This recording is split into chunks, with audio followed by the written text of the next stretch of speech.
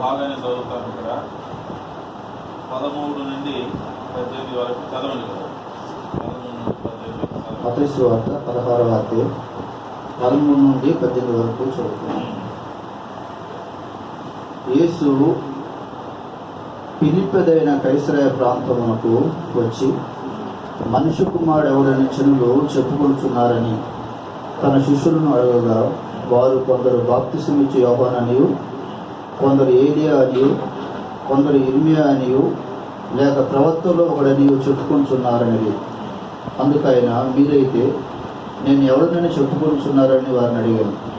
అందుకు సీమోను పేతురు, నీవు సజీవుడవగు దేవుని కుమారుడు అయిన క్రీస్తు అని చెప్పాను. అందుకు యేసు, సీమోను బరియోనా, నీవు ధన్యుడవు, పరలోకమందున్న నా తండ్రి ఈ సంగతి నీకు బయలుపరచునే కానీ నరులు నీకు బయలుపరచలేదు. మరియు నీవు పేతురువు, ఈ బండ మీద నా సంఘమును కట్టుదును, పాతాళలోక ద్వారములు దాని ఎదుట నిలవనేరు అని నేను నీతో చెప్పుచున్నానని. దేవుడు చదవబడిన వాక్యాన్ని గ్రహించి ఆశీర్వదించుగా. మరి ఈ మధ్యాహ్న కాల సమయంలో మీకు 2 సంగతులు స్పష్టంగా చెప్పాలనుకుంటున్నాను. క్రైస్తవులు ఎవరు? క్రైస్తవులు ఎవరు?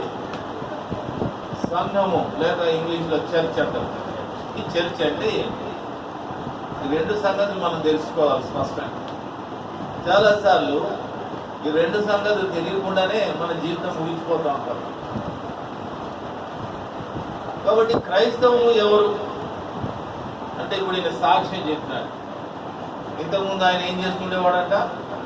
మరి ఏ దేవతలు కనబడ్డ దేవతలు, చెట్టు కింద ఉన్న దేవత, గుడిలో ఉన్న దేవత, రాళ్ళ మీద చెక్కబడిన దేవత, చెక్కలతో చెక్కబడిన దేవతలు, ఇంకా రకరకాల విగ్రహాలు, గొప్ప గొప్ప పుణ్యక్షేత్రాలు అన్నీ దర్శించుకొని ఆ దేవుళ్ళకి అంతా మొక్కుతూ ఉన్నాడు.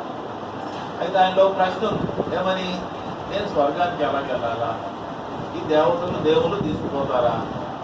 ఒకనొక సమయంలో అది అయ్యే పని కాదని తెలుసు. యేసుక్రీస్తు ప్రభు ద్వారానే నేను స్వర్గానికి వెళ్తానని తెలుసు.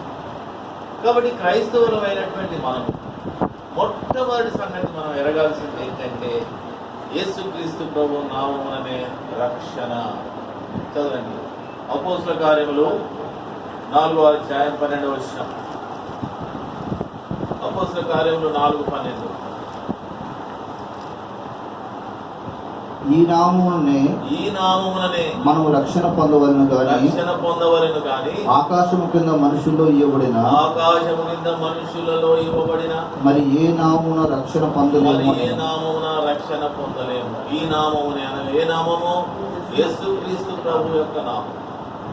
నజరేయుడైన యేసు నామముననే రక్షణ. నజరేయుడైన యేసు నామముననే నిత్య జీవం. నజరేయుడైన యేసు నామముననే మనకు మరి స్వస్థత. నజరేయుడైన యేసుక్రీస్తు నామముననే మనకు నూతన జీవము ఇవ్వబడుతుంది.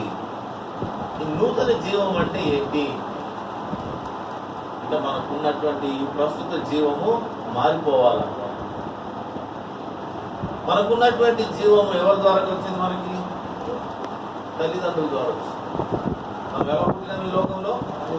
మన తల్లిదండ్రుల ద్వారా ఈ లోకంలో కదా. అయితే ఆ తల్లిదండ్రుల ద్వారా మనకి ఇవ్వబడినటువంటి జీవము మారిపోయి ఇప్పుడు దేవుని జీవం మనలోనికి రావాలి. దేవుడు ఆదామును సృష్టించినాడు. ఎలా సృష్టించినాడండి? నేల మట్టి నుండి మన్ను తీసుకొని మరి తన స్వరూపాన్ని ఆ మట్టికి ఇచ్చి ఆ యొక్క మరి ఆ స్వరూపంలో వాడి నాసికారంధ్రంలో అంటే వాడి ముక్కులో ఏం చేసినాడంటే దేవుడు జీవవాయువును వదిలినాడు. అంటే మనుషులను జీవము దేవుడికి చెందింది. మనుషులను జీవము దేవుడికి చెందింది. అయితే దురదృష్టవశాత్తు వారిద్దరూ ఆదాము అవ్వలు పాపం చేసి ఏమైపోయినారు? దేవుని నుండి దూరం అయిపోయారు. దేవుడిచ్చే నిత్య జీవానికి దూరం అయిపోయాడు. దేవుడిచ్చే పరలోకానికి దూరం అయిపోయినారు. దేవుని యొక్క ఉద్దేశములు వారి జీవితంలో మరి నెరవేర్చబడేదానికి బదులుగా సాతాను యొక్క మరి ఉద్దేశంలో నెరవేర్చబడతాము. మనందరి బ్రతుకులు అర్థంగా మనం క్రైస్తవ కుటుంబంలో జన్మించిన, హిందువుల కుటుంబంలో జన్మించిన, మరి ఏ కులంలోనూ మతంలోనూ జన్మించిన మనందరికి ఉన్నటువంటి మరి ఈ యొక్క మరి జబ్బు ఏంటంటే పాప జబ్బు, పాప రోగము అంటారు కదా. దాన్ని బట్టే మనం అబద్ధాలు చెప్తాం, మోసం చేస్తాం, ఇంకా రకరకాల పాప కార్యాలు అన్నీ చేస్తాం. ఎందుకు చేస్తున్నామంటే మన స్వభావం అది. మనం పాపంలోనే రూపొందబడినాం, పాపంలోనే జన్మిస్తున్నాం, పాప స్వభావంతోనే మన జీవితాన్ని మరి మరి మనం ఏం చేస్తున్నాం, కొనసాగిస్తున్నాం. అందునిమిత్తం పాపం చేస్తున్నాం. మనుషులు పాపం చేస్తున్నారంటే అది ఏదేమి వింత కాదు. ఎందుకు? మన స్వభావమే అది, మన స్వభావమే అది. పందిని చూసామనుకో ఏం చేస్తుంది? అది వెళ్ళి మురుగులో వెళ్ళి పొరలాడుతూ ఉంటుంది. ఎందుకు కాదు? అరే ఇది ఏంటి మురుగులో పొరలాడుతుంది ఏంటి? ఎంత చక్కగా మంచి రోడ్లు ఉన్నాయి, మంచి స్థలం ఉంది, ఏ చెట్టు కిందనో ఎక్కడో ఇది పడుకోవచ్చు కదా అంటే పడుకోదు. అది మురుగులోకే పోతుంది. ఎందుకు? దాని స్వభావం అది. అర్థమవుతుందా? కాబట్టి ఈ పాప స్వభావం నుండి జన్మ స్వభావం పాపం నుండి, కర్మ పాపం నుండి మనల్ని విడుదల చేయాలా? ఎవరు చేస్తారు? పిల్లలని పాపం నుండి తల్లిదండ్రులు విడుదల చేయగలరా? ఏం చేయలేదు. స్కూల్కి పంపిస్తాం, అరే మంచిగా ఉండరా అని చెప్తాం, అబద్ధం చెప్పకరా, పక్కని గిల్లుకోకరా అని ఎంతో చెప్పి పంపుతాం. కానీ సాయంకాలం అయ్యేసరికి ఆ టీచర్ పిలిచి చెప్తారు, ఏమమ్మా మీ అబ్బాయి మీ అమ్మాయి ఎంత గోల పెడుతున్నారు క్లాస్లో కదా. ఎవరు నేర్పించినా వానికి? ఇప్పుడు మనం నేర్పించినామా తల్లిదండ్రులుగా? ఇప్పుడు టీచర్ చెప్తుందా అబద్ధం చెప్పురా, పక్కన గిల్లుకో, పక్కన పెన్సిల్ పెన్ను పట్టుకొచ్చేసి చెప్తున్నారమ్మా? ఎవరన్నా? ఎవరు చెప్పడం లేదు. అయితే ఇవన్నీ స్వభావరీత్యా వచ్చినటువంటి పాపం. కాబట్టి ఈ పాపం నుండి విడుదల పొందాలా? పాపం నుండి విడుదల పొందాలంటే ఆయన చెప్పారు కదా పెద్ద ఆయన, యేసు ప్రభువును నమ్ముకోవాలి. ఒక యేసు ప్రభువు మాత్రమే మన పాపం నుండి మనలను రక్షించుటకు సమర్థుడు. ఎందుకు? ఆయన మన పాపల నిమిత్తమై కలువరి శిలువలో తన్ను తాను అర్పించుకున్నాడు. దేవుని చిత్తం చొప్పున అర్పించుకున్నాడు. ఆయన ఏదో నేను గొప్ప కార్యం చేస్తాను, మీరందరూ నా గురించి ఆలోచించండి, మీరు నన్ను నమ్ముకోండి ఆయన చెప్పలేదు. దేవుని యొక్క ఉద్దేశానుసారంగా, దేవుని యొక్క సంకల్పం చొప్పున, తండ్రి అయిన దేవుని యొక్క మరి చిత్తం చొప్పున యేసుక్రీస్తు ప్రభువుకి ఆ యొక్క మరి శిలువ శిక్ష మరి వేయబడింది. చూడండి, రోమీయులు రాసిన పత్రిక 8వ అధ్యాయం 3వ వచనం. రోమా 8:3. శరీరమును అనుసరింపక ఆత్మను అనుసరించి నడుచుకుని మనమందరము ధర్మశాస్త్ర సంబంధమైన నీతి విధి నెరవేర్చబడవలనని పాప పరిహారము నిమిత్తము దేవుడు తన సొంత కుమారుని పాప శరీరాకారములో పంపి ఆయన శరీరమందు పాపమునకు శిక్ష విధించు. దేవుడు ఏం చేశాడంటే యేసు ప్రభుని పాప శరీరాకారంలో పంపించాడు. అంటే మీ శరీరం మా శరీరం, నా శరీరం ఎలా ఉందో అలాంటి శరీరం యేసు ప్రభు ఇచ్చాడు. ఎలా ఉంది మన శరీరము? గిల్లితే నొప్పి కొడుతుంది, కట్ చేస్తే రక్తం వస్తుంది కదా, వస్తుందా? యేసు ప్రభు కూడా ఇలాంటి శరీరం. కాబట్టి మనుషుడు సమస్తమైన పాపములు ఈ శరీరం ద్వారానే మరి ఆ పాపములు చేస్తాడు. అలాంటి శరీరంలోనే వచ్చాడు. అయితే ఆయన పవిత్రమైన జన్మించాడు, పవిత్రమైన జీవితము, నీతిమయమైన జీవితం జీవించాడు. చివరికి దేవుని సంకల్పం చొప్పున కలువరి శిలకు వెళ్ళి అక్కడ దేవుడే ఆయనకు శిక్ష విధించినాడట. ఎందుకు? నీ యొక్క నా యొక్క పాపం. తండ్రి అయిన దేవుడు మనందరినీ ఆయన శాశ్వతమైన ప్రేమతో, ఇర్మియా 31:3లో చెప్పబడింది. 31:3లో ఏం చెప్పింది? చెప్పబడింది, శాశ్వతమైన ప్రేమతో ఆయన మనల్ని ప్రేమిస్తున్నాడు, విడువక మన ఎడల ఏం చేస్తున్నాడంట? కృప చూపుతున్నాడు. అంటే ఏంటి? ఎన్నిసార్లు పడిపోయినా పర్వాలేదురా, ఇమానియేలు, జోసఫ్ పడిపోయినావా పర్వాలేదు, నేనున్నాను, నీకు లే అని మన గాయాలు కూర్చి మనల్ని బాగు చేసి ఆ యొక్క స్వర్గరాజ్యానికి యోగ్యులుగా మనల్ని చేస్తారు. కాబట్టి యేసు ప్రభువు ద్వారానే మనకు నిత్య జీవము, యేసు ప్రభు ద్వారానే మనకు పరలోకము, యేసు ప్రభు ద్వారానే మనకు రక్షణ, యేసు ప్రభు ద్వారానే మనకు స్వస్థత, యేసు ప్రభు ద్వారానే మనకు నడిపింపు. యేసు ప్రభు దగ్గరికి వెళ్ళి, యేసు ప్రభువా మా అబ్బాయికి పెళ్లి చేయాలనుకుంటున్నాను, లేకుంటే అమ్మాయికి పెళ్లి చేయాలనుకుంటున్నాను, లేకుంటే కుమారుని చదివించాలనుకుంటున్నాను, లేకుంటే నా ఈ యొక్క అవసరం ఉంది, మరి ఇవి విషయంలో సహాయం చేయండి. ఆయన సహాయం చేస్తారు. ఆయన సహాయం చేసే ప్రభు. అందుకే ఆయన ఆత్మను మనతో కూడా ఉండుటకు ఆయన పంపించారు. కాబట్టి మొట్టమొదటి సంగతి, క్రైస్తవులమైన మనం ఎవరమంటే దేవుని పిల్లలు. యేసు ప్రభువుని అంగీకరించడం ద్వారా పరలోకానికి వారసులమైన ఆ యొక్క నిత్య జీవ వరమును పొందినాం. చూడండి, మొదటి యోహాను 5వ అధ్యాయం 11-12 చదువు. గమనించండి వాక్యాలను. సహోదరుడు చదువుతున్నాడు. ఆ సాక్ష్యం ఏమనగా దేవుడు మనకు నిత్య జీవమును దయచేసెను. ఈ జీవము ఆయన కుమారుని యందున్నది. అర్థమైందండి. ఈ జీవం ఎవరి యందుంది? ఆయన కుమారుని యందుంది. కాబట్టి ఈ జీవం, ఈ నూతన జీవం, అదే క్రైస్తవ జీవితం. క్రైస్తవ జీవితం అంటే ఏదో బైబిల్ పట్టుకొని ఏదో పూడిక పెట్టినప్పుడు, లేకుంటే ఆదివారం పూట ఏదో ఒక సహవాసానికి, ఏదో ఒక చర్చికి వెళ్ళడం కాదు. చాలామంది క్రైస్తవులు అలా అంటారు. వెళ్ళకపోతే పాస్టర్ గారు వచ్చి ఫోన్ చేస్తారు, లేకుంటే పాస్టర్ గారు ఇంటికి వచ్చేస్తారు, బాబు ఇది ఎందుకు ఈ గొడవంతా అని బైబిల్ పట్టుకొని మీటింగ్కి వచ్చేస్తారు. అది కాదు. అందునే ఉంటారు. ఆయన గురించి మనం రాదు. సహవాసానికి ఎందుకు వెళ్తున్నాము? దేవుని గురించి ఇంకా అత్యధికమైన విషయాలు తెలుసుకోవాలి, పరలోకం గురించి ఇంకా తెలుసుకోవాలని. క్రైస్తవుల విషయంలో, విశ్వాసుల విషయంలో దేవుడు మరి ఆయన కలిగి ఉన్నటువంటి మరి ఆ యొక్క చివరి ఉద్దేశం ఏంటో తెలుసుకునేదానికి సహవాసాన్ని అర్థమవుతుంది. మనం ఏ వ్యక్తి గురించో, ఏ పాస్టర్ గురించో, ఏ భక్తుడి గురించో, లేకుంటే ఏ సంస్థ గురించో మనం సంఘానికి వెళ్ళట్లేదు. ఎందుకు వెళ్తున్నాం? దేవుని రాజ్యం గురించి అత్యధికంగా. ఇప్పుడు సంఘం అంటే ఏంటి? సంఘం అంటే ఏదో ఒక చిన్న గుంపుగా కూడుకొని పాటలు పాడుకొని బైబిల్ చదువుకొని వాక్యం చెప్పుకొని ప్రసంగాలు చేసుకుంటే అది సంఘం కాదు. సంఘం అంటే ఏంటి? ఇంతవరకు చెప్పాను కదా, యేసు ప్రభు నామమున ఎవరైతే రక్షణ పొందినారో వారందరినీ వేరు చేయబడిన జనం అంటున్నారు.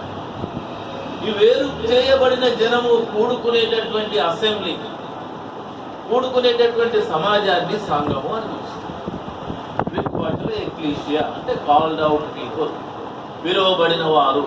కాబట్టి మీరు, నేను, మనమందరం కూడా ఎవరు? మనము పిలువబడిన వారు. ఎక్కడి నుండి పిలువబడిన వారు అండి? లోకములో నుండి పిలువబడిన, అంటే లోకం నుండి వేరు చేయబడిన, లోకం నుండి వేరు చేయబడిన. అదే క్రైస్తవ జీవితం. క్రైస్తవ జీవితం అంటే వేరు చేయబడిన జీవితము. పాపము నుండి వేరు చేయబడినాము, లోకము నుండి వేరు చేయబడినాము, సాతాను యొక్క మరి ఏమంటారు ఇన్ఫ్లుయెన్స్, ప్రభావం నుండి వేరు చేయబడినాము. ఇప్పుడు యేసు ప్రభు వారి యొక్క శిరసత్వం కింద ఉన్నాం. అది సంఘం. అందుకే యేసు ప్రభు మనం చదివిన భాగంలో ఏమన్నాడు? నా సంఘము ఏమన్నాడు? చూడు 16వ వచనము, మత్తయి 16:16. ఈ బండ మీద నా సంఘమును కట్టుదును, పాతాళలోక ద్వారము దాని ఎదుట నిలవనేరదు. ఏమంటున్నాడు? ఈ బండ మీద నా సంఘమును కట్టుచున్నాను. 18వ వచనం. కాబట్టి సంఘాన్ని ఎవరు నిర్మిస్తున్నారు? యేసు ప్రభువే. సంఘమునకు శిరస్సు ఎవరు? యేసు ప్రభువే. సంఘమునకు పునాది ఎవరు? యేసు ప్రభువే. ఆయనే పునాది, ఆయనే శిరస్సు. ఇందుకు నన్ను ఎక్కడ పెట్టినాడో తెలిసిన? ఆయన శరీరంలో పెట్టినాడు. అంటే మధ్య భాగం చూసారా? ఈ తలకి మరి మన క్రింది భాగానికి మధ్య భాగం ఏముందండి? ఇక్కడంతా మన యొక్క ఈ చెస్ట్, తర్వాత ఈ టమ్మీ ఉంది. ఇక్కడే చాలా ప్రాముఖ్యమైనటువంటి మనిషిని యొక్క భాగాలన్నీ ఉంటాయి. చూసారా? ఇక్కడ నుండి ఇక్కడ పైన పైన బ్రెయిన్ ఉంది. ఈ ముఖ్యమైన భాగాలన్నీ ఇక్కడే ఉన్నాయి. మన ఊపిరితిత్తులని, మరి మన యొక్క మరి కాలేయము, ఇంకా మన యొక్క గుండె, ఇంకా మన యొక్క ప్యాంక్రియాను, ఇంకా మరి డాక్టర్లను అడిగితే ఇంత పెద్ద లిస్టు చెప్తారు ఏమేమి ఉన్నాయో కదా. అవన్నీ ఎక్కడ ఉన్నాయి? అవన్నీ ఇక్కడనే ఉన్నాయి. అంటే ఈ యొక్క టమ్మీ మన మరి మరి పొట్ట నుండి ఈ చెస్ట్ వరకు ఎంతో ప్రాముఖ్యమైనటువంటి భాగం మనుషుడు. ఈ మనుషుడు అనే ఒక మిషన్, ఈ మిషన్ నడవాలంటే ఈ మిషన్ బాగుంది. ఏమా? గుండె కరెక్ట్గా కొట్టుకోవాలి, గుండె కరెక్ట్గా రక్తాన్ని మరి ప్రసరణ చేయాలి, కాలేయము రక్తాన్ని శుద్ధి చేయాలి, మరి ఊపిరితిత్తులు మరి గాలిని తీసుకొని ఆక్సిజన్ మొత్తం శరీర భాగాలన్నిటి పంపాలా. మళ్ళీ అక్కడ పాడైపోయిన ఆ గాలి, ఆ కార్బన్ డైఆక్సైడ్ అయితే మళ్ళీ బయటికి పంపాలి. ఇంత పెద్ద పని చేస్తున్నది సార్. కాబట్టి యేసు ప్రభు విశ్వాసులు ఎక్కడ ఉంచాడు? ఆయన శరీరముగా పిలుసు, body of Lord Jesus Christ. యేసుక్రీస్తు ప్రభు శరీరం. కాబట్టి యేసుక్రీస్తు ప్రభు శరీరముగా మనము ఎందుకు చేయబడ్డామంటే ఆయన ఇందులో ఉండాలి, ఆయన ఇందులో. కాబట్టి సంఘం యొక్క మొట్టమొదటి పరిచయం ఏంటంటే అందరినీ, మనుషులందరినీ దేవుని వైపు చూపి మనం నడిపించాలి. మనుషులందరినీ వారి దేవుని వైపు నడిపించాలి. మనుషులందరూ పాపము నుండి, లోకము నుండి వేరు చేయబడేటట్లుగా చేయాలి. ఆ పరిచర్య చేయటమే సంఘం. మొట్టమొదటిగా ఆ పరిచర్య చేయటమే సంఘం యొక్క పరిచయం. అదే సువార్త. అందుకని పౌలు భక్తుడు ఇలా చెప్తున్నాడు. చూడండి, రోమా పత్రిక 1వ అధ్యాయం 16వ వచనం. రోమా 1వ అధ్యాయం 16వ వచనం. సువార్తను గురించి నేను సిగ్గుపడు వాడిని కాను. ఏలయనగా నమ్ము ప్రతివానికి మొదట యూదునికి గ్రీసు దేశస్థునికి కూడా రక్షణ కలుగు చేయుటకు అది దేవుని శక్తి అయ్యున్నది. సువార్త ఏమై ఉందండి? దేవుని శక్తి. సిలువ యొక్క వార్త దేవుని యొక్క శక్తి. ఎందుకంటే యేసు ప్రభు రాజులకు రాజు, ప్రభులకు ప్రభునైంది. ఆ కలువరి సిలువలో ఆయన తను తాను బలిగా అర్పించుకొని మన కొరకై తన స్వరక్తాన్ని కాల్చాడు. కాబట్టి వీళ్ళారా, విభజనకాల సమయంలో ఇక్కడ కూర్చున్న వారు ఎవరైనా ఇంకా యేసు ప్రభువును తమ సొంత రక్షకునిగా, ప్రభువుగా, యజమానిగా అంగీకరించకుండా ఉంటే ఈ దినమున రక్షణ పొందాలి. యేసు ప్రభువా, నేను పాపిని, నా పాపను క్షమించు, నన్ను నీ కుమారుడిగా, కుమార్తెగా చేసుకో, దేవుని రాజ్యంలో నన్ను భాగం చేయి అని చెప్పండి. అప్పుడు నీ పాపం క్షమింపబడతాయి, దేవుని రాజ్యానికి వారసులు అవుతావు. మరి సంఘం యొక్క మొదటి పరిచయం ఏంటంటే ప్రజలందరినీ ప్రభు వైపు,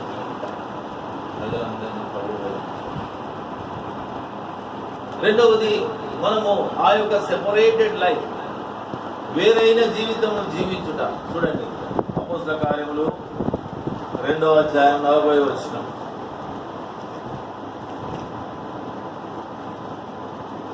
ఇంకను అనేక విధములైన మాటలతో సాక్ష్యమిచ్చి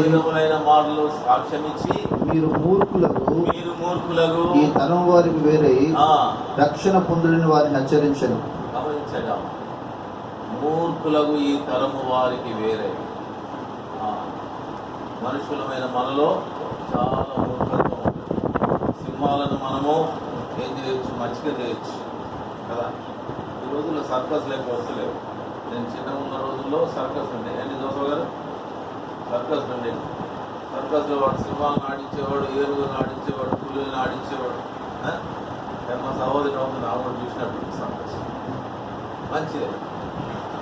కాబట్టి జ్ఞానం లేని జంతువుల్ని ఏం చేయొచ్చంట? సాధన చేయొచ్చు. అయితే మనిషిని చేయలేరని ఎవరు చెప్తున్నారు? దేవుని వాక్యం చెప్తుంది. యెషయా గ్రంథం 1వ అధ్యాయం చూడు, అక్కడ రాయబడింది. యెషయా గ్రంథం 1వ అధ్యాయం ఎంత 5 6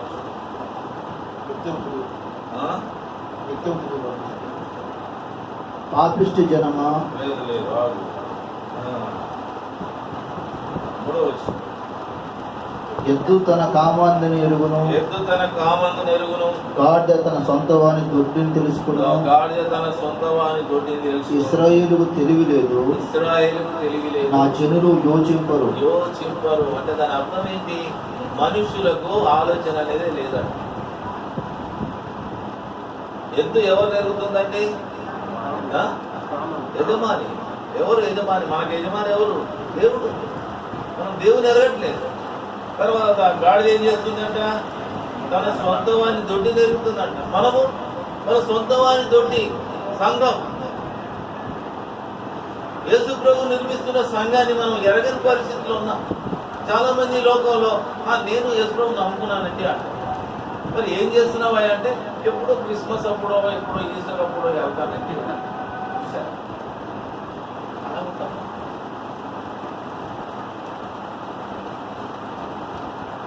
జంతువులు వెలుగుతున్నాయి, జంతువులు పక్షులు దేవుని స్తుతిస్తున్నాయి ఉదయాన్ని.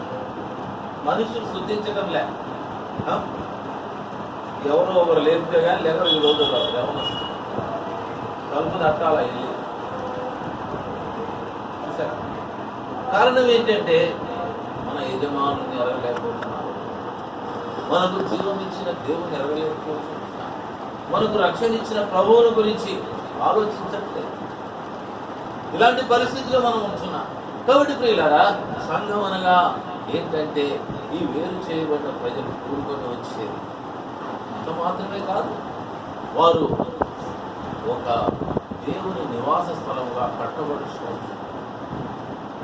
మనం చిన్న సంఘానికి వెళ్ళామా, పెద్ద సహవాసానికి వెళ్ళామని క్రిస్టియన్గా అయితే మనం దేవుని నివాస స్థలంగా కట్టబడుతున్నామా అనేది చూడండి. ఎఫెసీయులకు రాసిన పత్రిక 2వ అధ్యాయం. ఎఫెసీయులకు రాసిన పత్రిక 2వ అధ్యాయం 21, 22 చదవండి. ప్రతి కట్టడమును ఆయనలో చక్కగా అమర్చబడి ప్రభువునందు పరిశుద్ధమైన దేవాలయం అవుటకు వృద్ధి పొందుచున్నది. ఆయనలో మీరు కూడా ఆత్మ మూలముగా దేవునికి నివాస స్థలమై ఉండుటకు కట్టబడుచున్నారు. ఎందుకు కట్టబడాలంటే మనము దేవునికి నివాస స్థలమై ఉండుటకు. 1 కొరింథీ 6వ అధ్యాయం 19-20 ఏం రాయబడిందంటే, మీరు పరిశుద్ధాత్మకు ఆలయమై ఉన్నారు, మీరు విలువ పెట్టబడి కొనబడి ఉన్నారు. పరిశుద్ధాత్మ మీరు ఆలయమై ఉన్నారు. కాబట్టి ఆ సంగతి మనం ఎరగాలి. మనము దేవునికి పరిశుద్ధాలయముగా కట్టబడుచున్నాము. దేవునికి పరిశుద్ధాలయంగా. ఈ పరిశుద్ధాలయంలో ఏం జరగాల? దేవునికి ఇష్టమైన బలులు అర్పింపబడాల. మనము మృతమైన రాళ్ళ వలె ఉన్నాం, అయితే ఆయన మనల్ని సజీవమైన రాళ్ళుగా చేసినాడు. 1 పేతురు 1వ అధ్యాయం 5వ వచనం మనం చూస్తున్నాం. 1 పేతురు 2:5 ఏం చూస్తున్నాం? మీరు సజీవమైన రాళ్ళ వలె ఉండి ఆత్మ సంబంధమైన బలులను అర్పించుటకు పరిశుద్ధ యాజకులుగా ఉండుటకు మీరును సజీవమైన రాళ్ళ వలె ఉండి ఆత్మ సంబంధమైన మందిరముగా కట్టబడుతున్నారు. ఎలా కట్టబడుతున్నామండి? ఆత్మ సంబంధమైన మందిరముగా కట్టబడుతున్నారు. కాబట్టి ఈ ఆత్మ సంబంధమైన మందిరంలో ఎవరున్నారు? మరి త్రియేక దేవుల్లో 3వ వ్యక్తిగా ఉన్నటువంటి పరిశుద్ధాత్మ దేవుడు ఈ ఆత్మ సంబంధమైన మందిరంలో. అదే సమయంలో మనందరము కూడా వ్యక్తిగతంగా ఒక్కొక్కరము పరిశుద్ధాత్మ దేవునికి ఆలయంగా ఉండాలి. కాబట్టి దేవుడు ఎక్కడో లేడు. ఇందాక నేను ఇక్కడ కూర్చున్నాను, ప్రార్థన జరుగుతూ చాలా మంది వెళ్ళారు. అక్కడ ఒక ఆమె నిలబడి అలా తప్పని పెట్టుకొని ఇక్కడ కనుక్కోపోతాం. ఇక్కడ ఏదో దేవుడు ఉన్నాడు. ఇక్కడ లేడు దేవుడు. దేవుడు ఈ హాల్లో లేడు. దేవుడు ఎక్కడున్నాడు? మనలో ఉన్నారు, మన మధ్యలో ఉన్నారు. అర్థమవుతుందా? ఈ స్థలము కేవలము మరి ప్రత్యేకింపబడిన స్థలం, ప్రార్థన కొరకే ప్రత్యేకింపబడిన స్థలం. అంటే పెద్ద మందిరం లేకుంటే ఆ శాలయం లాంటి పెద్ద హాల్ కట్టామనుకోండి, దేవుడు అక్కడ లేడు. అయితే ఆ స్థలం ఏంటి? దేవుని కొరకే ప్రత్యేకింపబడినటువంటి స్థలం. దేవుని ప్రజలు కూడుకున్నప్పుడు దేవుడు వారి మధ్యలో ఉంటాడు. దేవుడు నీ హృదయంలో, నా హృదయంలో ఉండాలా. నీ హృదయం, నా హృదయం దేవునికి ఆలయం ఉండేటట్టుగా పరిశుద్ధంగా ఉందా? మరి పవిత్రంగా ఉందా? చెప్పగలమా? మనం క్రైస్తవులు అని చెప్తా ఉన్నాం. మార్కు సువార్త 7వ అధ్యాయం మరి 20వ వచనం నుండి చదువుకుంటే ఆ 20, 21, 22లో అక్కడ 13 రకాలైన పాపాలు ఉన్నాయి. అవన్నీ ఎక్కడ ఉన్నాయంట?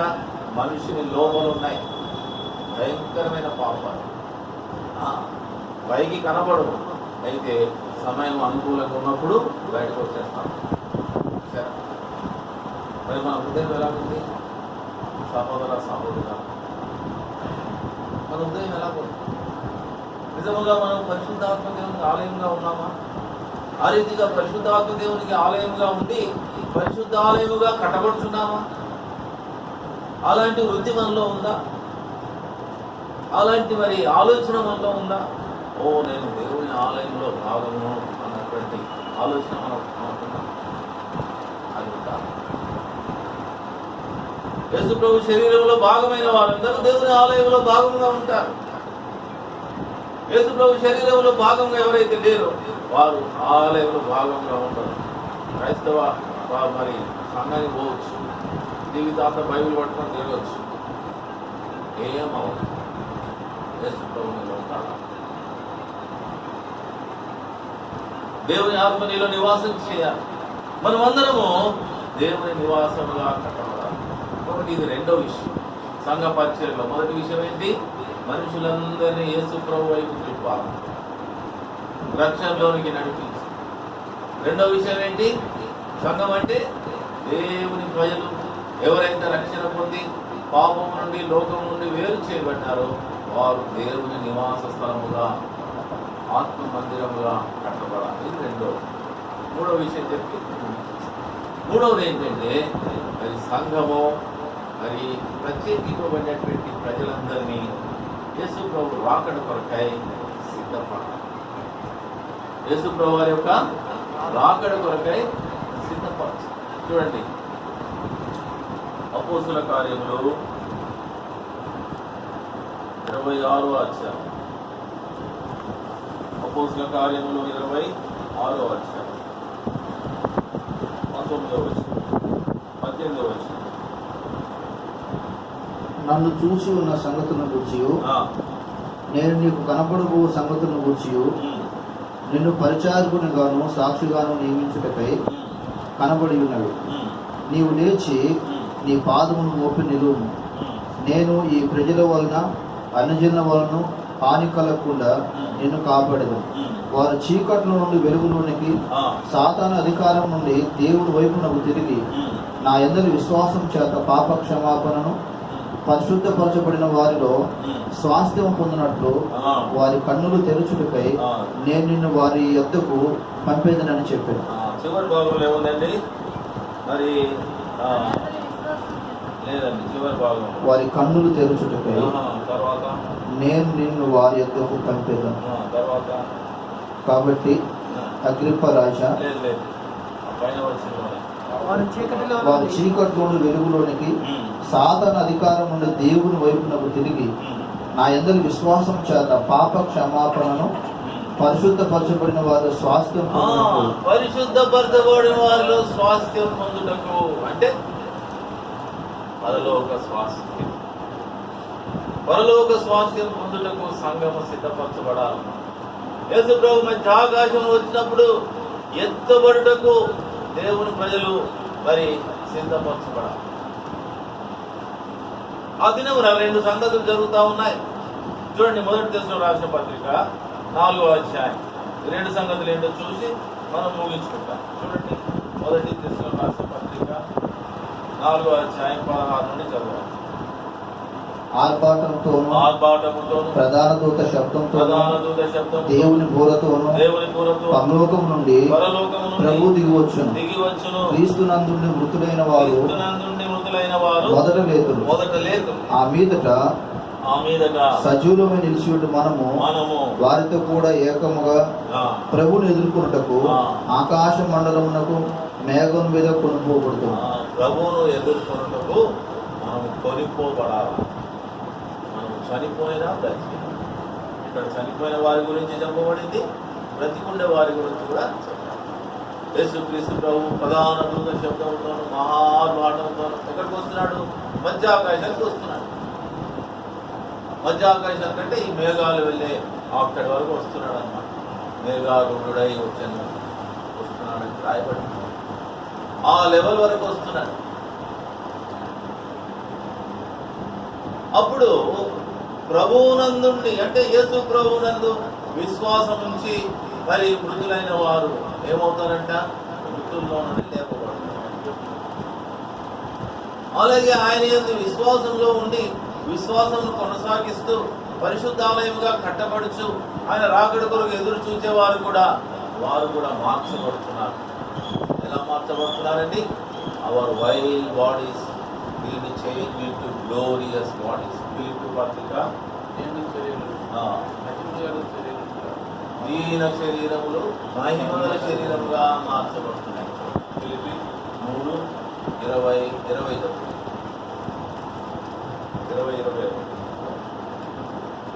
మన పౌరస్థితి పరలోకమందున్నది. అక్కడ నుండి ప్రభువైన యేసుక్రీస్తు రక్షకుడి నిమిత్తము కనిపెట్టుకుని ఉన్నాము.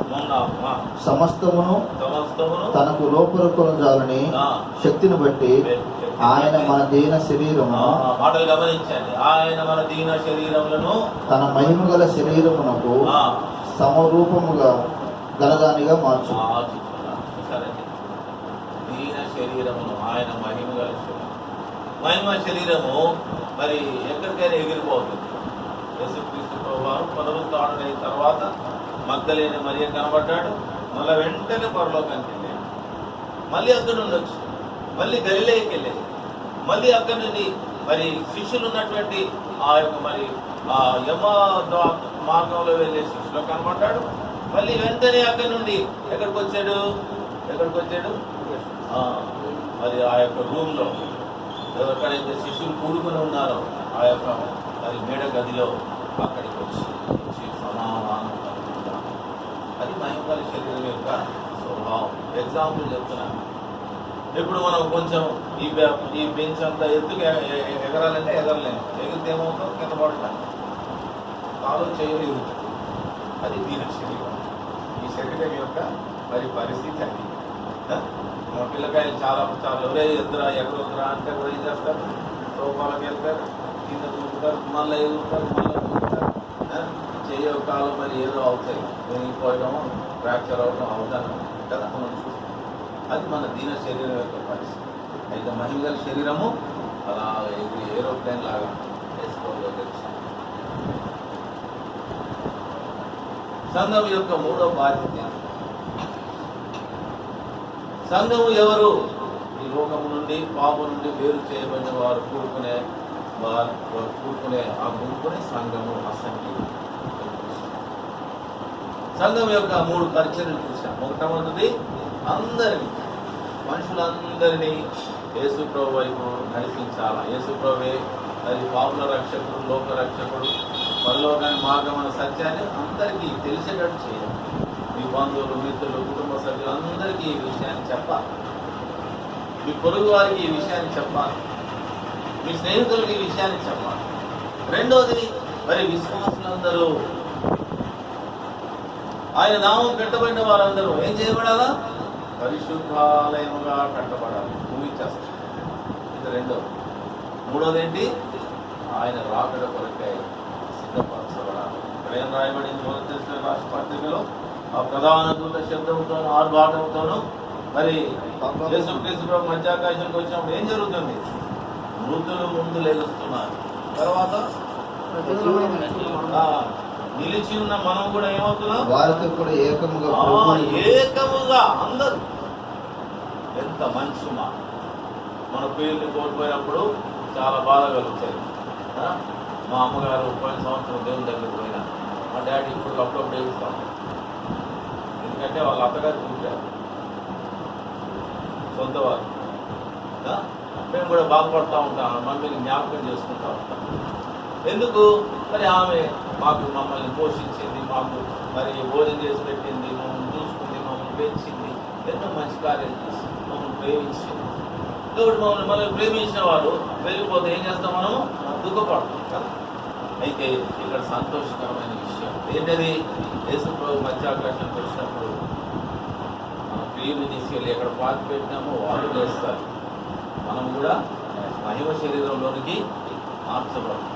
అందరూ ఏకముగా ప్రభువు సన్నిధించి ఎంత బాగుంటుంది. ఇది సంఘ దర్శనం, సంఘ బాధ్యత, సంఘం యొక్క పరిచయం. దీని కొరకై మనము పాటుపడాలి. ఇజ్రాయేల్ గారు కానీ, నేను కానీ, మా పెద్దగారు ఉన్నారు ఇక్కడ, మేము అందరం కానీ చేయాల్సిన పని ఏంటంటే ఇదే. వీలైనంత మా జీవితంలో వీలైనంత మందిని ఏం చేయాలా? యేసు ప్రభు వైపు. దేవుడి ప్రజలందరూ పరిశుద్ధ ఆలయంగా కట్టబడాలి. ఈ రీతిగా పరిశుద్ధ ఆలయంగా కట్టబడుతున్న దేవుని ప్రజలందరూ యేసుక్రీస్తు ప్రభు మధ్యాకాశంలోకి వచ్చినప్పుడు ఆయన ఎదుర్కొనుటకు సిద్ధం. అది క్రైస్తవ మరి దర్శనము, అది సంఘ దర్శనం. అంతేగాని ఇంకా దేనికి కాదు. సంఘం అంటే ఏదో కొందరిని మనం పోగేసుకొని మనం బ్రతుకు తెరుకోరు చేసేది కూడా కాదు. మీరు ఇక్కడికి వస్తే ఏదో చందాలు ఇస్తే ఇజ్రాయెల్ గారి కొరకు మేము చేస్తున్నాం అని అంటే వీళ్ళే ఇస్తే ఇవన్నీ ఇవ్వకపోతే ఇవ్వకూడదు. దేని కొరకు సిద్ధపడాలా? రాకడ పరిస్థితి, ఆయన రాజ్యం పరిస్థితి. కాబట్టి పిల్లరా, ఈ మధ్యాహ్న కాల సమయంలో దేవుడు మనందరినీ ప్రశ్నిస్తున్నాడు. మొట్టమొదటి, నిజముగా లోకం నుండి, పాపం నుండి మనం వేరు చేయబడ్డామా? నిజమైన విశ్వాసులుగా ఉన్నామా? మొదటి. రెండో ప్రశ్న ఏంటి? మనం పరిశుద్ధ ఆలయముగా కట్టబడుతున్నామా? లేకుంటే ఏదో ఇక్కడ ఇజ్రాయెల్ గారు రామంటున్నాడు కాబట్టి, ఇక్కడ ఏదో చిన్న సావాసం పెట్టారు కాబట్టి వస్తున్నాం. అలాగా పరిశుద్ధ ఆలయముగా ఉన్నది. మూడవది, ఆయన రాకడ కొరకై తప్పకుండా యేసు ప్రభు వస్తే, ఈ రోజే వస్తే, ఈ రాత్రికి వస్తే నేను ఎత్తబడతాను అన్నటువంటి ఆ విశ్వాసం, నిరీక్షణ మనలో ఉండాలి. ఈ మూడు లేకపోతే మన క్రైస్తవ జీవితం వ్యర్థం. జ్ఞాపకం ఉంచుకోండి. ఇది చాలా కఠినంగా అనిపించవచ్చు, కానీ ఈ మూడు మన జీవితంలో లేకపోతే మన క్రైస్తవ జీవితం. ప్రార్థన చేసుకున్నాం. ప్రార్థన చేస్తే నేను వాక్య